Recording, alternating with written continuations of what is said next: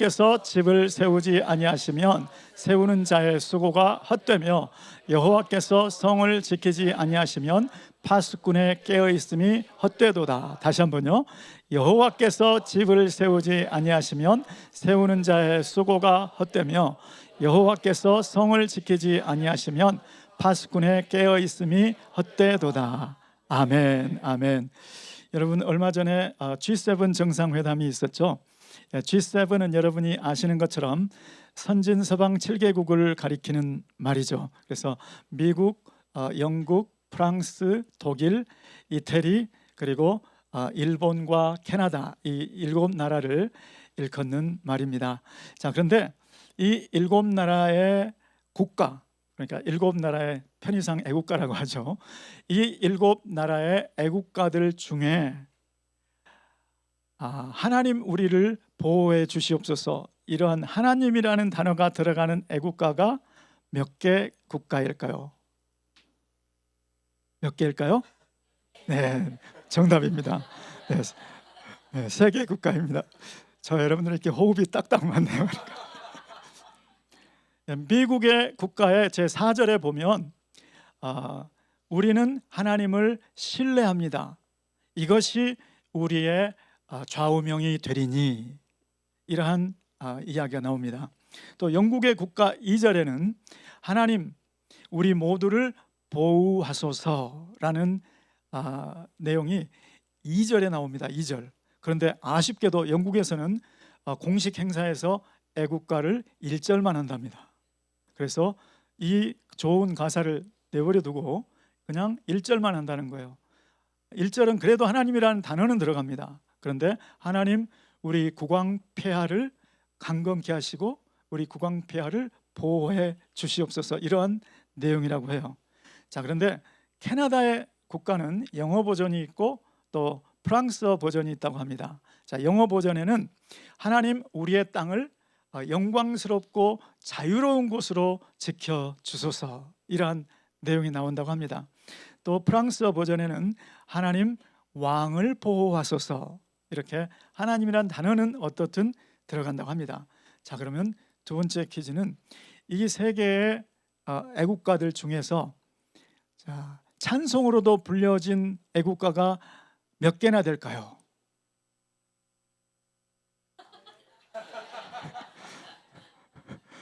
네, 한 곡도 없습니다. 이 3곡 중에서 찬송가에 있는 멜로디를 여기다 갖다가 붙이는 경우는 있어도 찬송가로 쓰여진 애국가는 없습니다. 그런데 우리의 애국가는 어떨까요, 여러분? 우리 애국가는 한때 찬송가에 실려 있었다 생각하시는 분? 네, 역시 호흡이 딱딱 맞습니다, 지금. 네, 1908년도에 우리 윤치호 선생님이라는 분이 계셨죠.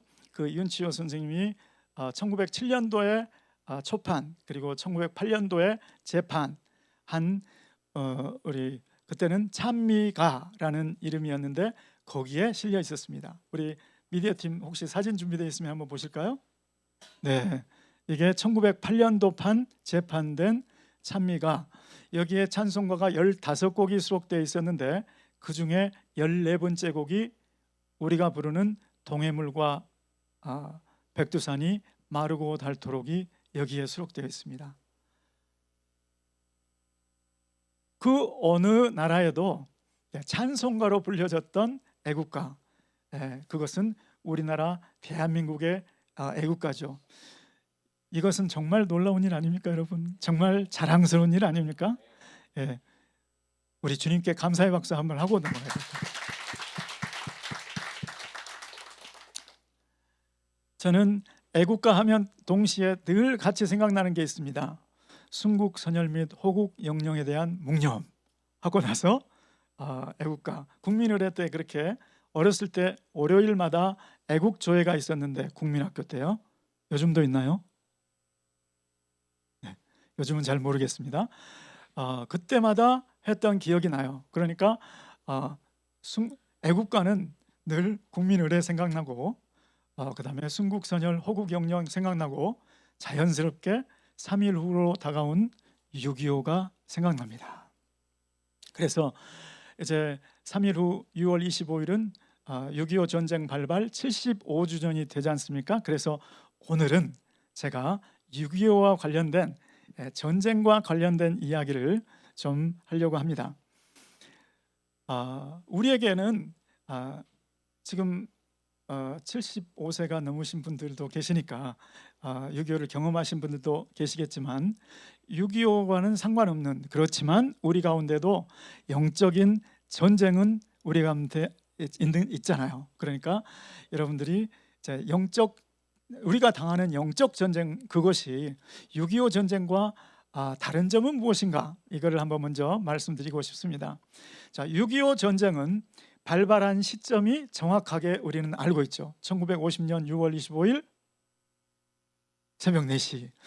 새벽 4시라고 정확히 알고 있는데, 우리가 당하는 영적 전쟁은 마치 바닷가에 나가면 끊임없이 밀려오는 파도처럼 이게 언제 시작되었는지 모르는 영적 전쟁, 언제 끝날지도 모르는 영적 전쟁. 그런데 1파, 2파 계속 밀려드는 영적 전쟁. 이것이 6.25와 조금 다른 면이죠. 또 6.25 전쟁 때는 적이 명확히 보였습니다. 북한 공산당, 적이 명확했습니다. 그런데 우리가 지금 당하고 있는 이 영적 전쟁은, 영적 전쟁, 이것이 정말 전쟁인지 그것이 잘 모르고 지나갈 때도 있고, 더군다나 그 배후에 누가 있는지 명확하지 않은, 적이 뚜렷하게 보이지 않는 그런 전쟁이죠. 자, 예를 들면 아까 우리 장로님 기도 중에 차별금지법을 말씀하셨는데, 희한하게도 차별금지법은 우리 대한민국뿐만 아니라 미국에는, 미국 선진국들, 서방 선진국들 곳곳에 마치 누가 과제를 수행하기로도 하는 것처럼 끊임없이 될 때까지 밀어붙이는 그러한 양상으로 나타나고 있습니다. 이걸 보면 어쩜 이렇게 세계적으로 비슷한 양상이 이렇게 일관되게 나타날까? 그걸 생각하면 뭔가 배우는 있는 것 같은데 그 배우가 누구인지 어디인지 정확히 캐치할 수가 없다는 것이죠. 그것처럼 우리에게 다가오는 많은 영적 전쟁들은 적이 분명하지 않다, 뚜렷이 보이지 않는다. 세 번째로는 6.25 때는, 6.25 전쟁 때는 전선이 있었잖아요. 적과 맞닥뜨리는 전장, 그 전선이 있었잖아요. 그런데 오늘날 우리가 당하고 있는, 맞닥뜨리고 있는 이 영적 전쟁은 전선이 분명치 않다. 그래서 인터넷, TV, 스마트폰을 타고 안방까지 훅 들어오기도 하고, 우리 자녀들의 마음을 빼앗기도 하고, 또 우리 부모님들의 눈길을 사로잡기도 하고, 전선이 뚜렷이 하지 않는 이러한 전쟁, 이것이 조금 다른 그런 측면이죠.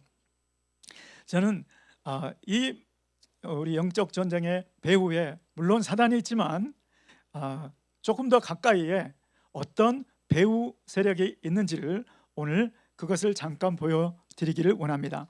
우리 대한민국은 지금 북중러, 이러한 군사적인 위협 가운데도 있지만, 군사적인 위험이 있지만, 오늘 제가 드리고 싶은 말씀은 대한민국의 교회, 우리 각자가 처한 영적 위험, 그것을 말씀을 드리고자 합니다. 그 설명을 드리기 위해서 제가 한 사람을 소개시켜 드려야 되는데, 이탈리아의 안토니오 그람시라는 사람, 우리 미디어 팀 한번 사진 찍어 올려주시면, 이 사람은 1891년에 태어나서 1937년에 죽은 사람입니다. 이 사람은 이탈리아의 공산당의 창시자 중에 한 사람이었고, 실제로 이탈리아 공산당의 리더를 지낸 사람입니다. 자, 그런데 이 사람이 공산당 사상에 물들어서 깊이 매료되어서 그 사상으로 서구를 바라보니까, 지금의 서구는 1910년대 러시아의 볼셰비키 혁명과 같은 그런 일회적인 혁명으로 전복시킬 수 있는 사회가 아니라고 진단했습니다. 자, 그래서 이 사람이 주장한 이야기가, 혁명은 단번에 이루어지지 않는다. 그래서 서구 사회를 장악하려면 서구 사회의 지배 가치 체계, 서구 사회의 헤게모니를 장악하는데 진지를 구축하고 조금씩 천천히 점진적으로 장악해야 된다. 이것을 주장했는데 이 사람의 이 이론을 진지론 또는 전선론이라고 그렇게 이야기합니다. 이 사람은 서구 사회를 무너뜨리기 위해서 서구 사회에 4개의 견고한 진이 있다. 어떤 진이냐? 첫 번째는 가정의 진이 있다. 가정의 진.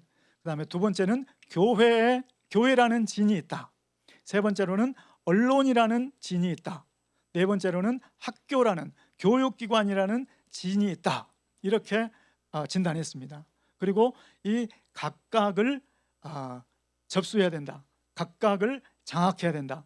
이 집단들, 가정, 교회, 언론, 그다음에 교육기관, 이 네 진지가 서구의 기독교적인 가치 체계를 계속 지금 전수하고 있다. 그거를 하나씩 공략을 해야 서구 사회는 장악할 수가 있다. 이렇게 주장을 했습니다. 이 사람은 1937년도에 죽은 사람인데 지금 그러면 뭐 90년 정도 지났잖아요.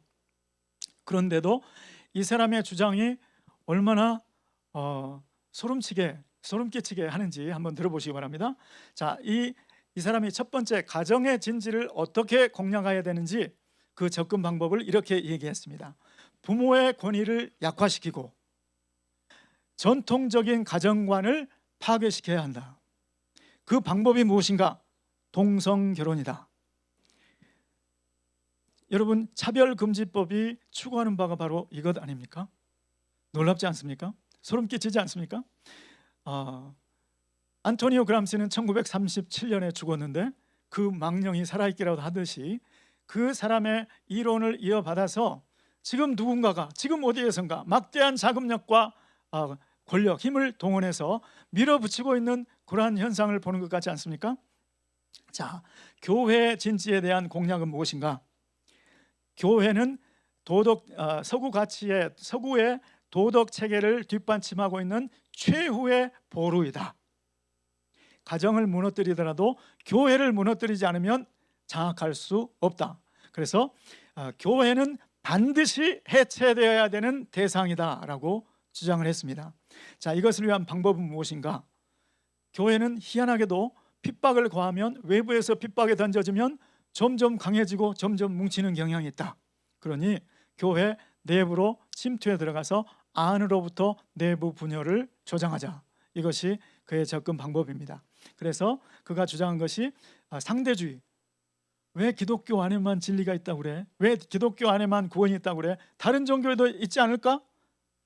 다른 종교에도 있지 않을까 정도가 아니고 다른 종교에도 있다고 주장하는 신학교 교수가 있었지 않습니까? 대한민국에. 그런데 이것이 점점 퍼지고 있다는 거예요. 모든 진리가 다 동등한 거지 왜 기독교인들 너희들만 그렇게 독선적으로 근본주의자들, 다른 것들은 인정하지 않는 근본주의자들 이렇게 낙인 찍히도록 사회적인 분위기가 지금 그쪽으로 흘러가고 있죠. 그리고 내부에서도 들어가서 다른 종교에도 구원이 있는 거야 이렇게 가르치기 시작한다는 겁니다. 그거를 퍼뜨린다는 겁니다. 또 교회를 무너뜨리기 위한 방법 두 번째는 세속화, 신앙 따로 삶 따로 이런 분위기를 조장한다는 것이죠. 어떻게 하면 될까요, 여러분? 지도자 한 사람을 무너뜨리게 하고 넘어지게 하고 그것을 대대적으로 선전하고 반복적으로 선전하면 지도자도 저렇게 되는데 나의 이 정도면 로맨스 아니야? 네. 이 정도는 괜찮잖아? 이런 분위기를 조장해 간다는 것이죠. 안토니오 그람시의 말에 의하면 천천히 그러나 확실히 교회를 무너뜨려야 한다. 이러한 주장이 안토니오 그람시 그에 의해서 주장된 이야기입니다. 또 언론 진지에 대한 공격, 또 교육 기반 그 진지에 대한 공격 이러한 내용들이 있지만 오늘은 시간상 이 부분은 생략하도록 하겠습니다. 이러한 그람시의 전략이 마치 그람시가 살아있어서 지금 살아서 움직이는 것처럼 우리 사회에 그렇게 움직이고 있지 않습니까? 이것이 현상 아닙니까? 마치 누군가 그람시 아이디를 진지론 전선론을 그대로 이어받아서 막대한 자금을 들이부으면서 막대한 압력과 막대한 힘으로 그거를 받아들이지 않으면 안 될 그러한 상황 가운데로 점점 이끌고 가는 그러한 형국이 아닙니까? 자, 그렇다면 오늘 우리 한국 교회는, 우리 멀리 한국 교회라고 할 것도 없이 우리 GMI 은혜교회는, 또 우리 가정은 여기에 대해서 어떻게 반응을 해야 될까? 첫 번째로 가정 보호 전략. 첫 번째로는 성경적인 교육이 강화되어야 될 줄로 믿습니다. 자, 저는 아들 딸을 언젠가 한번 중고등학교 시절에 아들 딸들을 불러놓고 이렇게 이야기했습니다. 얘들아, 아빠가 생각할 때 우리가 정말 신경 써야 되는 것은 성경을 읽는 것이다. 그리고 성경 말씀대로 순종하는 것이다. 왜냐하면 우리가 비록 한 지붕 아래 산다고 해도 성경을 안 읽고 이 세상 생각들, 이 세상 가치관이 들어가면 우리는 한 가족이 아닌 것이다. 그러나 우리가 성경을 읽고 성경의 가치관대로 생각하고 행동하고 말한다면 너희들이 얼마 후에 결혼을 해서 멀리 떨어진다고 해도 우리는 떨어져 있지만 여전히 한 지붕 안에 있는 한 가족이다. 이렇게 말을 해주었습니다. 그리고 함께 말씀에 열심을 내자고 그렇게 격려한 기억이 납니다. 우리 대한민국도 마찬가지 아닙니까? 우리 대한민국이 동포 한 옷을 입었지만 한 옷은 같이 입었는데 말도 같이 하는데 그 안에 어떤 생각이 지배하느냐에 따라서 같은 나라에 살지만 같은 나라 사람이 아닌 것 같은 그러한 현상이 얼마든지 있을 수 있지 않습니까? 또 우리 GMI 은혜교회 성도님들 중에도 성경의 말씀에 따라서 내 사고 체계, 내 가치관, 내 세계관, 그것을 계속 성경에 따라서 개혁해가고 성경에 맞춰가고 그런 노력이 없으면 어느 날 보니까 둘이 대화를 하는데 말이 안 통해요. 그럴 수 있지 않습니까, 여러분? 네, 교회 안에 이 세상의 생각이 들어와서 내가 좋아하는 것, 나의 개인의 선호하는 것, 그것들이 얘기되어질 때 교회는 얼마든지 공동체이면서도 모래알 같은, 그래서 하나가 되지 못하는, 그래서 한 방향으로 가지 못하고 한 사역을 감당하지 못하는 그러한 약체가 얼마든지 될 수가 있다는 것이죠. 그래서 우리 GMI 은혜교회에서는 가족들과 함께 성경 읽기 운동이 일어나기를 예수 이름으로 축원합니다. 그리고 자녀들에게 성경을 읽을 수 있도록 성경의 가치관에 따라 살 수 있도록 격려하는 일이 날마다 계속되기를 예수 이름으로 축원합니다. 또 가정 예배가 살아야 될 줄로 믿어요. 혹시 나는 가정 예배를 드리고 있습니다, 이런 분 잠깐 손 한번 들어봐 주시면, 일주일에 한 번이라도 자녀들, 가족들이 모아서 가정 예배를 드립니다. 네, 우리 저는 가정 예배, 가정의 디보션을 왜 드리게 되었냐면, 아쉽게도 제가 먼저 드리자고 한 게 아니고 제 막내 아들이 드리자고 해서 네, 그래서 저는 이제 너무 사역에 바쁘다 보면 지쳐가지고 집에 들어가면 그냥 쉴 생각을 하는데 밤 11시에 들어가든 밤 12시에 들어가든 막내 아들이 기다리고 있다가 아빠 그레이스 타임 그래서 아들 앞에서 꾸벅꾸벅 졸면 아빠 일어나야지, 아빠 일어나세요. 네, 그러면서 가정 예배가 이어지고 있습니다. 어떻든 누구에게서 시작되든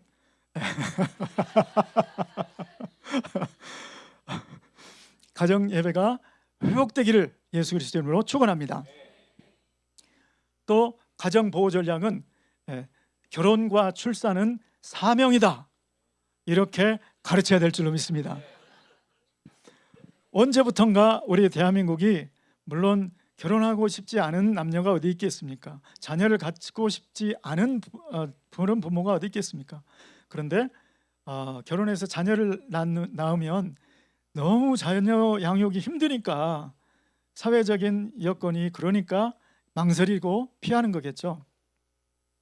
어떻든 결혼과 출산은 결혼 장려, 출산 장려가 있어야 될 줄로 믿습니다. 아멘 소리가 저 뒤에서 나네.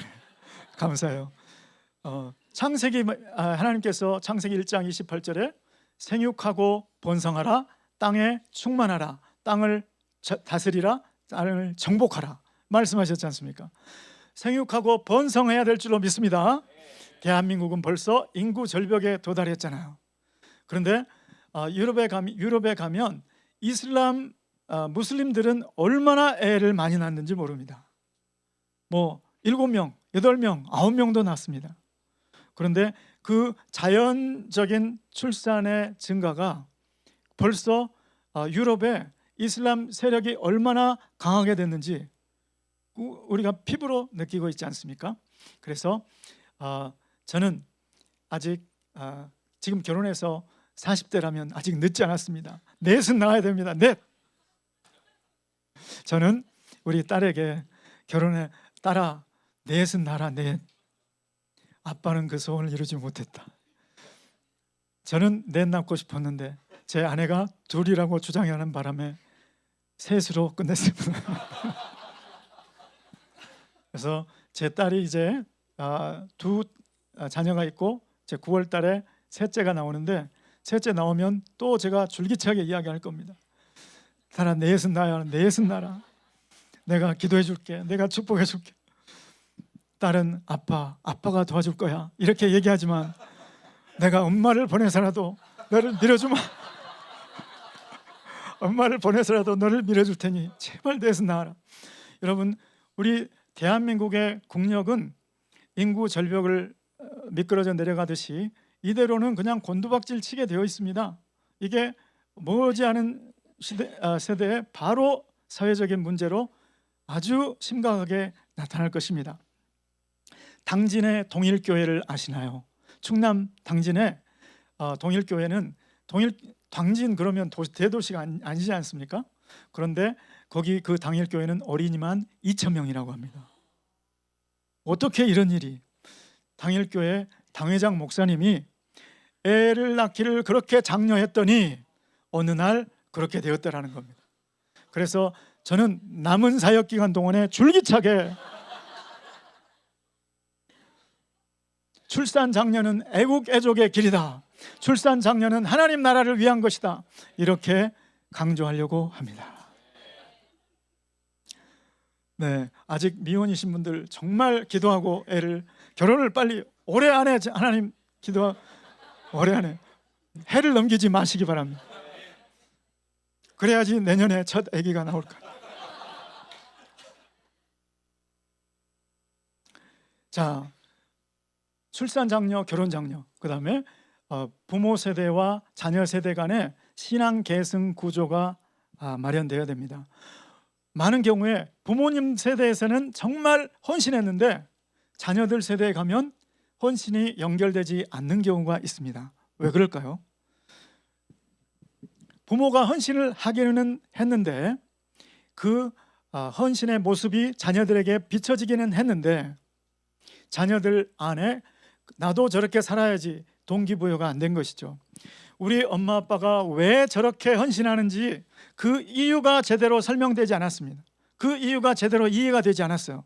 그리고 엄마 아빠가 그것을 위해서 어떤 희생을 치렀는지, 어떤 대가를 감수하고서라도 저렇게 살았는지, 그것이 얼마나 가치 있는 것인지가 깨달아지지 않은 상태로 지나간 거죠.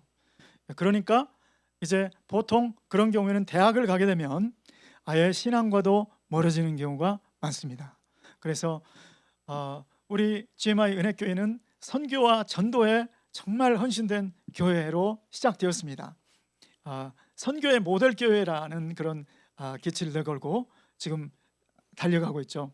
자, 그런데 정말 조심할 것은 엄마 아빠가 열심히 하면서 우리 엄마 아빠는 선교 전도가 제일인가 봐, 우리는 신경 쓰지 않아 라고 되면 연결이 될 수가 없다는 것이죠. 어떻게든 선교와 전도의 현장에 자녀들이 함께 갈 수 있도록, 그리고 반드시 왜 내가 이렇게 하는지를 그것이 이해될 때까지 설명해 줘야 되고, 또 그것을 위해서 엄마 아빠는 어떤 대가를 치르고 있는지도 진짜로 적나라하게, 그래서 우리 엄마 아빠의 삶을 보니 저 가치는 진정한 가치다, 이렇게 되어서 가치 전수, 성경적인 가치관이 전수될 수 있도록 해주시기를 예수 그리스도로 축원합니다. 주님께 그 지혜를 구하시고 그러한 역사를 이루시기를 바랍니다. 자, 두 번째로 교회 보호 전략. 교회는 안토니오 그람시의 전략은 무엇입니까? 성경에서 멀어지도록 하는 전략이니까 어떻게 하면 진리를 고수할 수 있을 것인가? 어떻게 하면 내가 성경의 말씀대로 고수할 수가 있을 것인가? 그 답은 성령님께 있는 줄 믿습니다. 성령이 너에게 임하시면 너희가 나의 증인이 되리라 라고 말씀하셨습니다. 성령이 너에게 임하시면 너희가 나를 위한 순교자가 될 것이다.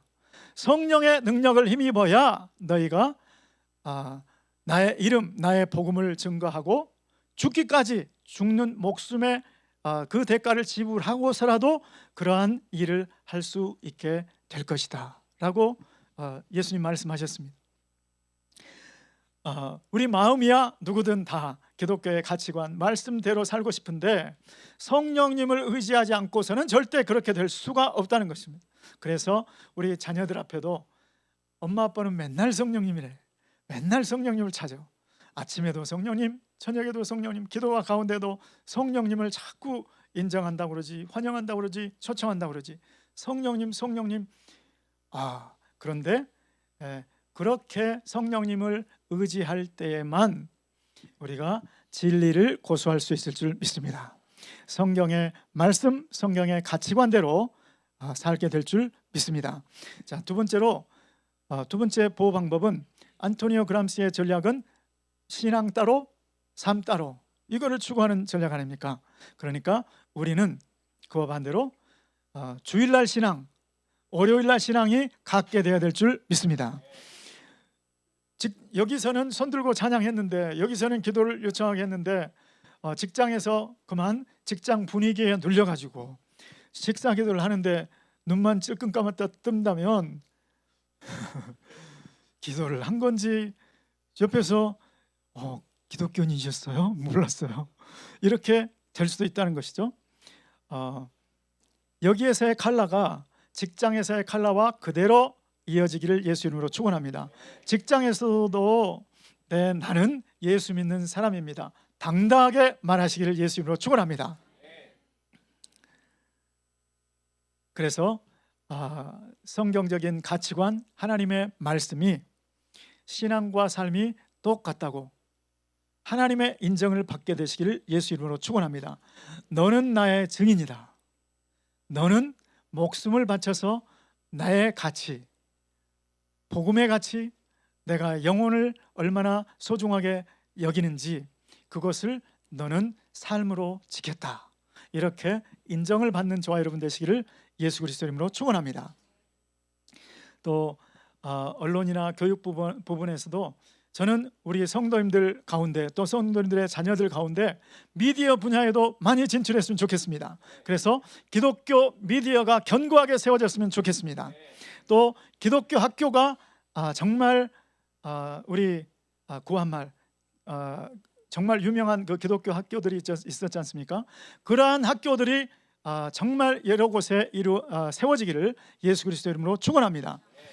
요즘에 법이 바뀌어가지고 기독교 학교인데도 불구하고 교사를 뽑을 때 그 법에 그대로 적용을 받아서 그 법이 시키는 대로 뽑아야 되는, 기독교 학교에서 마음대로 교사를 뽑지 못하는 그러한 지경이 되었습니다.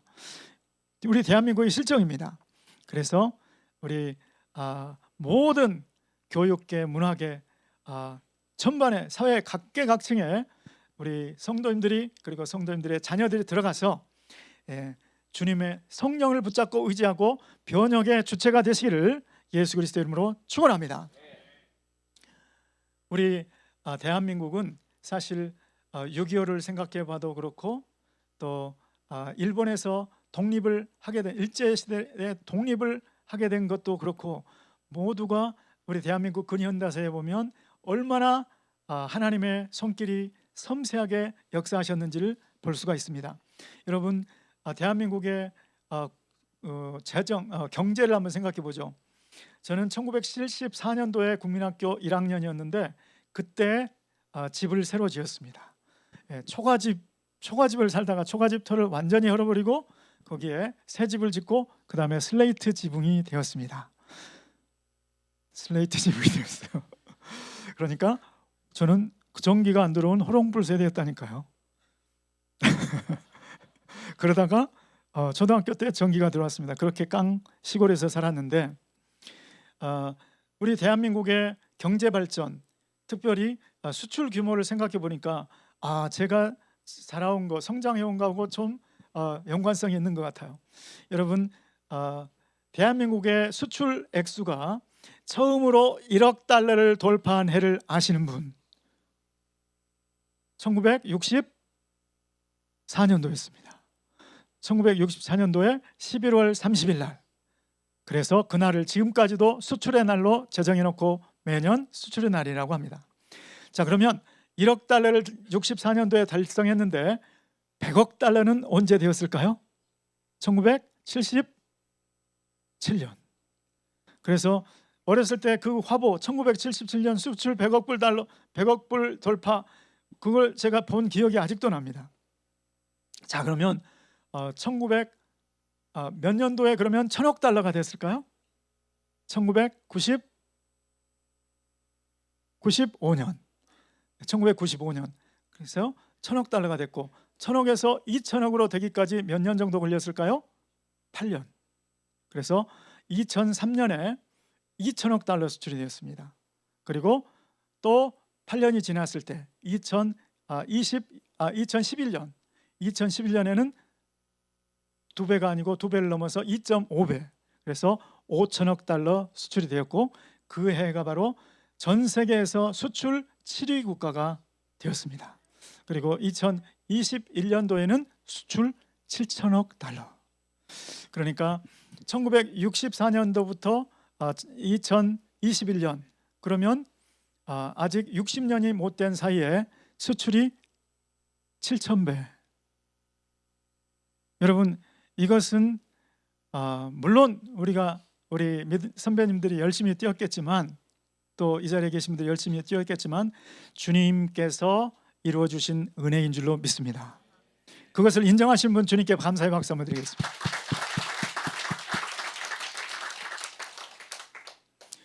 자, 이것뿐만이 아닙니다, 여러분.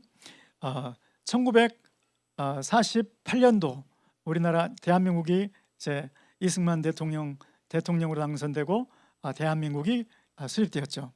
자, 1948년도 이승만 대통령이 대통령 재직하면서 가장 우선 과제로 든 과제가 무엇인가? 그것이 바로 농지 개혁이었습니다.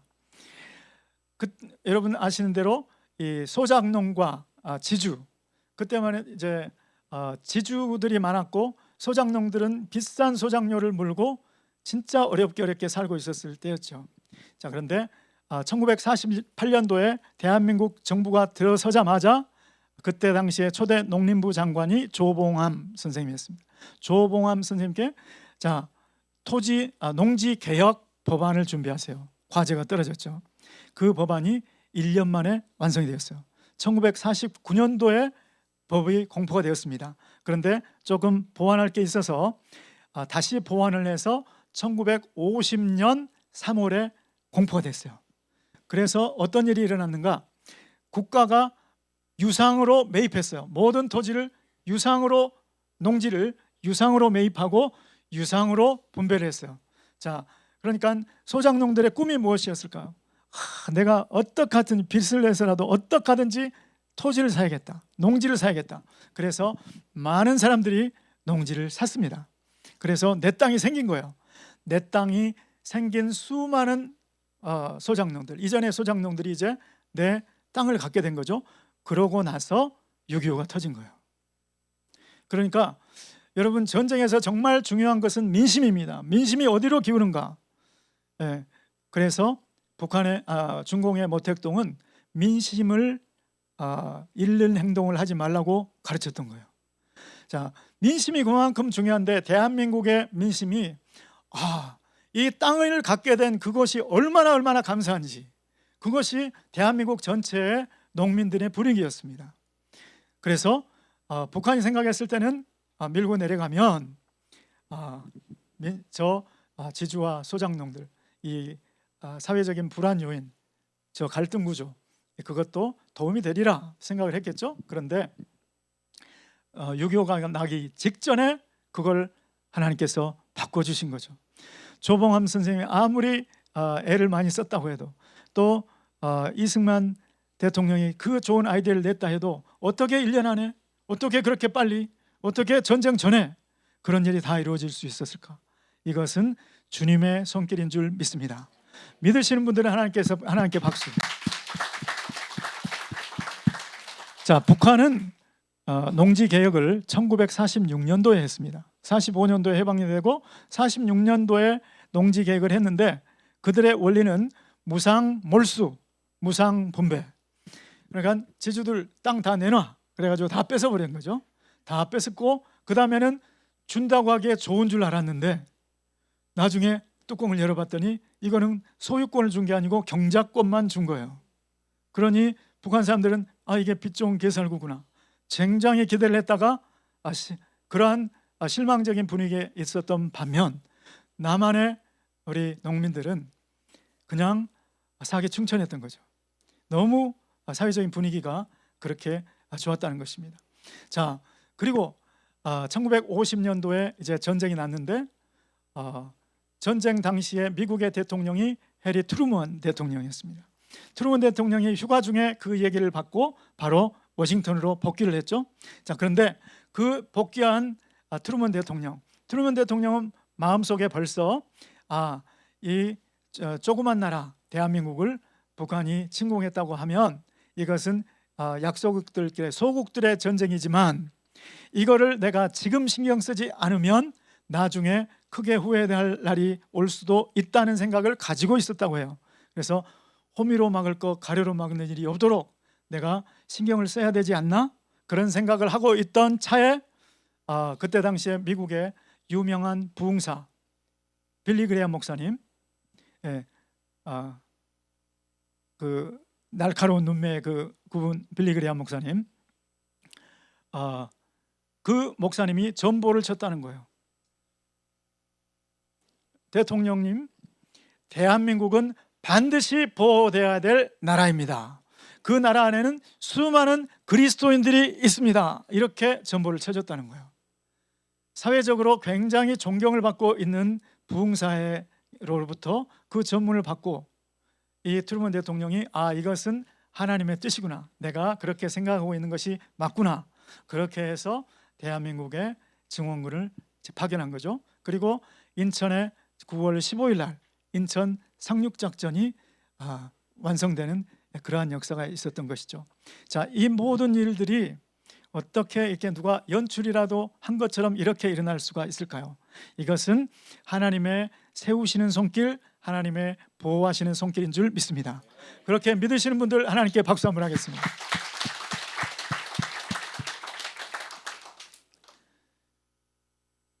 자, 그러면 하나님께서 도대체 왜 이렇게 대한민국에 호의를 베푸시는가? 왜 이러한 은혜를 베푸시는가? 여러분, 그 이유가 뭐라고 생각하십니까? 새마을운동이었을까요? 물론 새마을운동이 큰 역할을 했죠. 자, 그런데 만일에 새마을운동이었다면, 그러면 대한민국의 새마을운동을 배우러 온 나라가 아시아, 아프리카, 오세아니아, 중남미 여러 나라들이 와서 배웠습니다. 그리고 2002년도에는 필리핀에서 전격 도입했어요. 필리핀의 시스템에, 새마을운동 시스템이 거기에 간 거죠. 그런데 우리 새마을운동이 시작되고 20년 후쯤에 대한민국의 모습과 2002년도에 새마을운동을 도입해가지고 지금 20년 후에 필리핀의 모습은 대한민국에서 볼 수 있었던 그런 모습이 안 보이는 거죠. 단지 새마을운동 하나가 그렇게 할 수가 없었다는 것입니다. 또 이승만 대통령, 박정희 대통령, 이런 특별한 지도자들, 그분들만의 일이었나? 물론 그분들은 정말 위대한 일꾼들입니다. 물론 공과가 사람이니까 다윗 왕도 공과가 있는데 우리 이승만 대통령이라고 과가 없을 수는 없죠. 그런데 박정희 대통령 마찬가지. 그런데 이승만 대통령이 아니었으면 우리나라 대한민국은 민주공화국이 자유민주주의 공화국이 될 수가 없었습니다. 또 시장경제 체제 이런 것들이 그때 사회 여건으로 될 수가 없었어요. 그때 얼마나 많은 사람들이 공산주의에 대해서 호감을 갖고 있었는지 모릅니다. 그런데 어떻게 이런 일이 있을 수가 있을까? 이것은 주님의 은혜인 줄로 믿습니다. 주님의 보이지 않는 선하신 그 손길이 대한민국을 일으켜 세우셨고 그 손길이 대한민국을 지켜주신 줄로 믿습니다. 믿으시면 박수하겠습니다.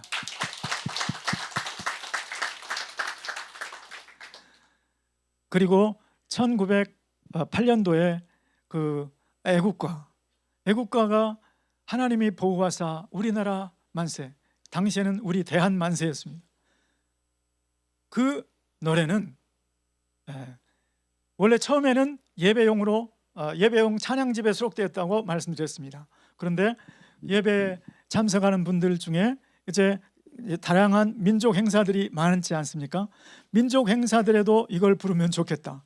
점점 확산이 된 거죠. 그래서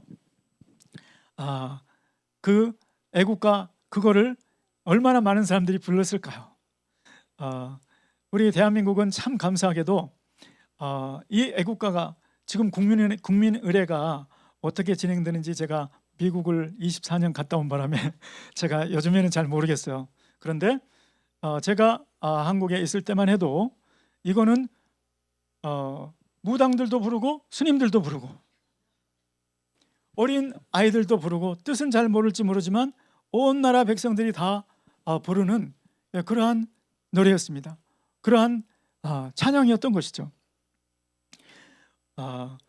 이 애국가 때문에 윤치호 선생님은 나중에 그것이 너무 퍼지니까 나중에 조선 총독부에 불려가서 재판까지 받았습니다. 윤치호 선생님에 대해서 친일파라고 주장하는 분들이 있는데 그런 부분 그렇게 보일 수 있는 부분이 있겠죠. 그런데 총독부에 끌려가서 재판을 받은 그런 분입니다. 자, 우리 하나님께서 왜 이렇게까지 대한민국을 세워주시고 그리고 지켜주시는가? 그 이유가 바로 오늘 본문 시편 127편 1절 말씀에 있습니다. 우리 다 함께 다시 한번 읽어보실까요? 시작. 여호와께서 집을 세우지 아니하시면 자의 수고가 헛되며 여호와께서 성을 지키지 아니하시면 파수꾼의 깨어 있음이 헛되도다. 여기에 말씀 보시면 대한민국이 어떻게 이렇게 세워질 수가 있는가? 누군가의 수고가 있었기 때문이었겠지. 자, 그런데 그 수고가 아무리 많았을지라도 여호와께서 세우지 아니하셨으면 세워질 수 없었다는 말씀이 오늘 본문 말씀입니다. 여기에 집은 구약 성경에서의 집은 가정을 의미할 수도 있고 한 왕조를 의미할 수도 있고 한 나라를 의미할 수도 있습니다.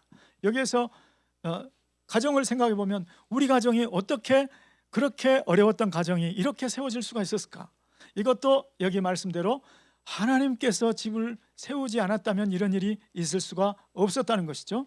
우리 대한민국이 어떻게 64년도에 수출 1억 불 달성했다고 나라가 그냥 경사가 났는데 어떻게 60년 무려 가량의 7,000배가 되었을까?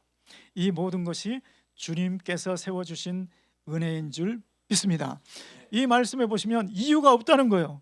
주님이 너희의 뭘 보고 내가 그렇게 했다, 그런 이유가 없지 않습니까?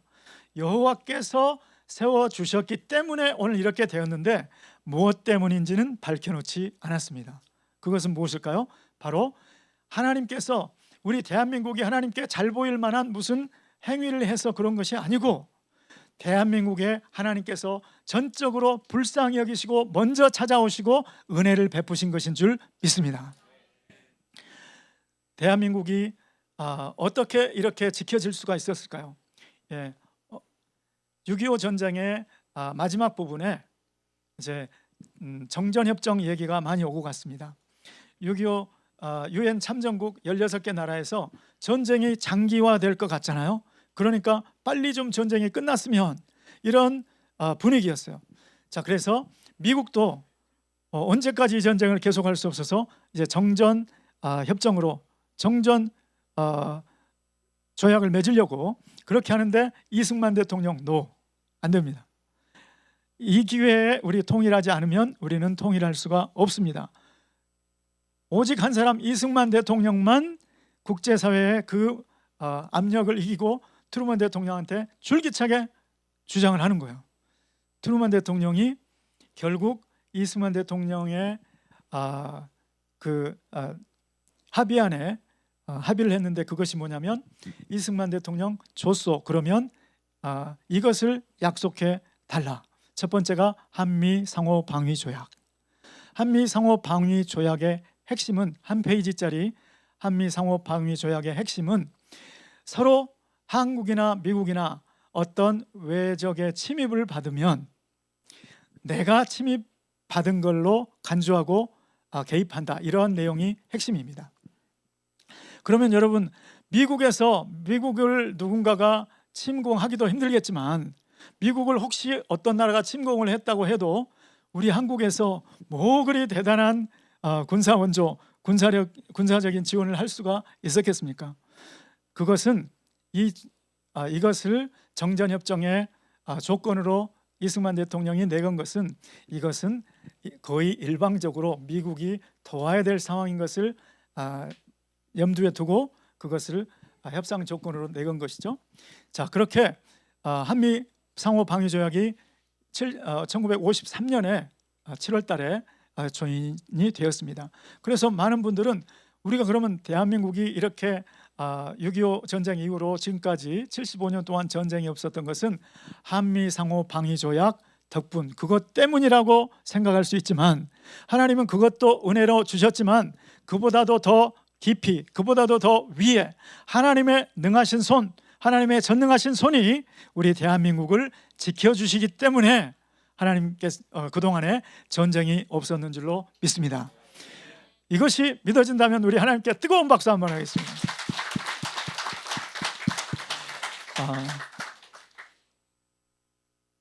윤치호 선생님이 찬미가를 낼 때는 그 분위기는 참 암울한 분위기였습니다. 1908년도에 이 판이 나왔다고 했죠. 1905년도에 이미 을사보호조약이라는 조약이 체결되어서 우리나라의 외교권을 일본이 전부 빼앗아갔습니다.